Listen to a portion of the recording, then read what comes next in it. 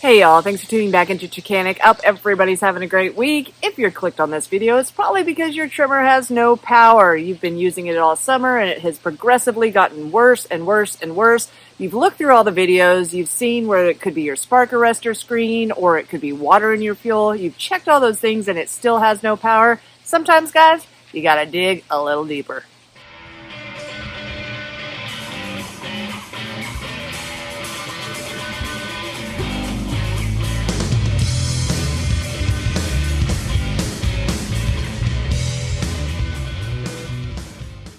So I had a customer bring their trimmer into the shop this week with a perfect example of what could be wrong with your trimmer. So I want to show y'all how to fix that, but do not click away because when I get done with this repair, I've had a ton of you ask me about this big building right here behind me, and I'm going to let you in on what's going on.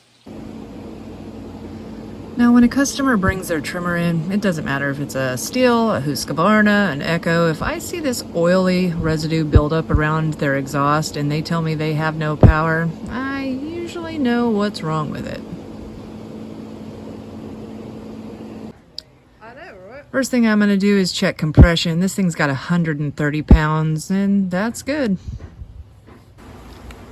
Next, I'll go ahead and look inside the cylinder with my DepthTech HD Endoscope, and I can see right off the bat that exhaust port going out to the muffler is completely clogged with carbon buildup.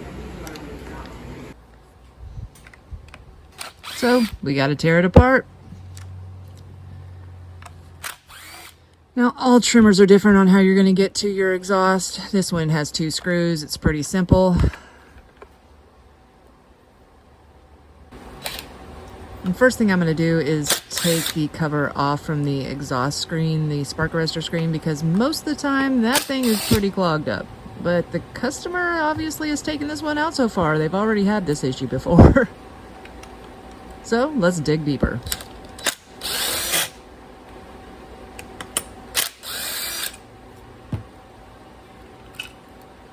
Oh Lord, that thing is clogged up. It has a tiny little hole. It can't breathe. There's no way this thing's going to be able to have any power if it can't release that air. Let me get you in a little closer. I pulled the piston up so you can see the contrast there. That thing is clogged to the max. We got to dig all that out.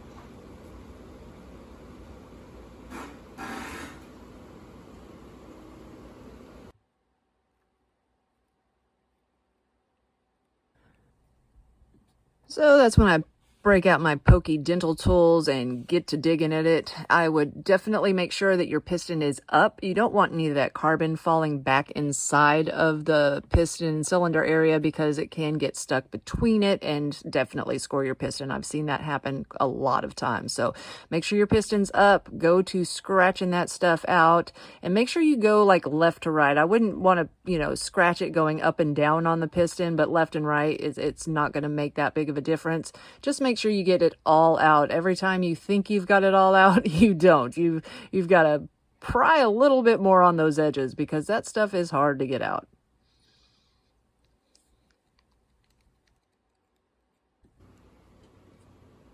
And as you can see, I got a crazy amount of carbon out of this exhaust port. And a lot of people, they just don't know. You got to dig deeper, guys. If you've tried everything else, you've always got to check behind the muffler.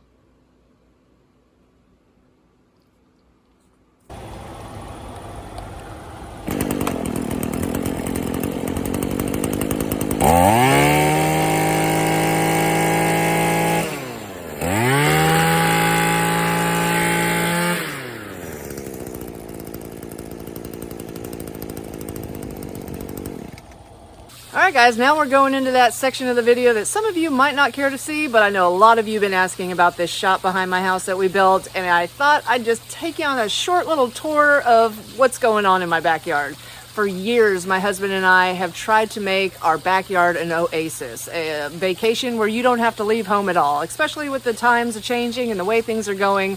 We just thought it's better to stay around the house.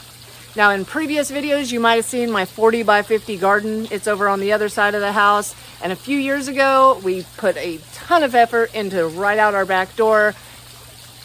And and we built a pool. Now a lot of people think, oh gosh, that's a lot of money, but it's really not if you just buy a shell, have a awesome cool cousin next door who has an excavating business that can dig the hole and do the dirt work, and we put the pool in ourselves. Now the concrete ain't our thing, did have to pay for that, but other than that, it wasn't that bad.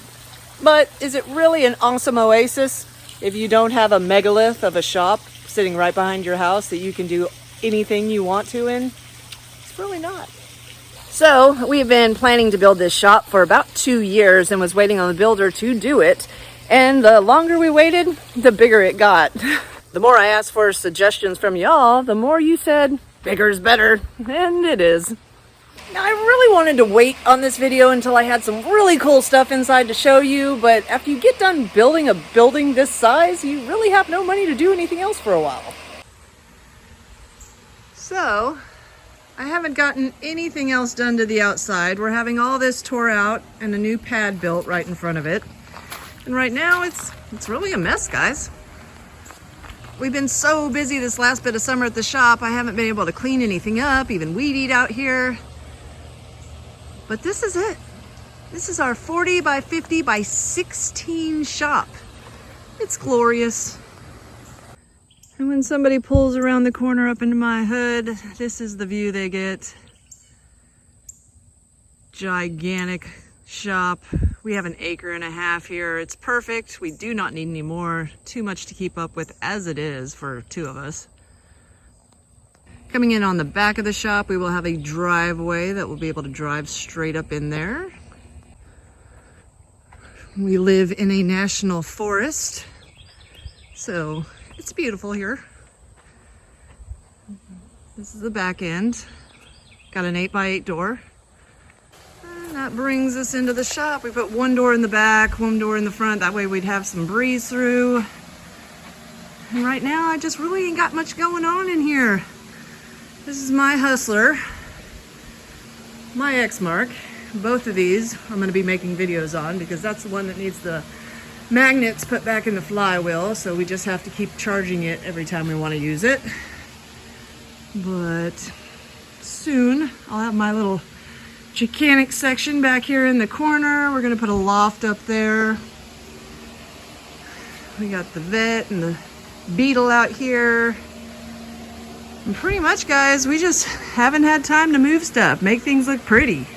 So I just really haven't wanted to show it yet, but I couldn't make y'all wait any longer.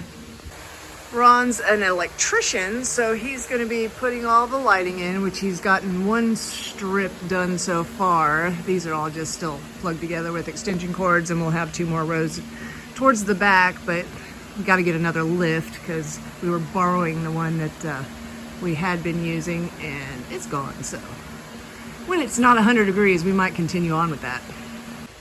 Now it is a completely steel building. We did insulate the entire thing, so it actually stays cooler in here than it is outside, which is pretty sweet, and hopefully warmer in the winter time.